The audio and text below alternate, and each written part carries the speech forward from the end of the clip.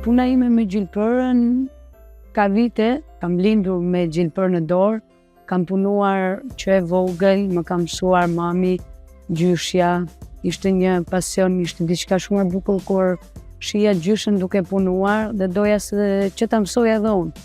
Dhe kam mësuar, janë këto qërapët që unë përgjithësi këto kam bërë aso kohe, kam bërë rrugëzimin e tufave, të rrobave mjerditore, kam qëndisur dhe pjesën e këmishave të bardha të rrobës mjerditore e pastaj ko më vonë kam vazhduar me thurjen e tradicionales me modern. Ideja ime për të nisur këto gjërat e personalizuara dhe të modernës nisi kur unë thura certifikatin e Timbiri para 10 vitesh dhe aty hyri kjo pjesa që u pëlqyja aq shumë edhe vazhdova dhe të merrja porositë e para rreth këtyre produkteve.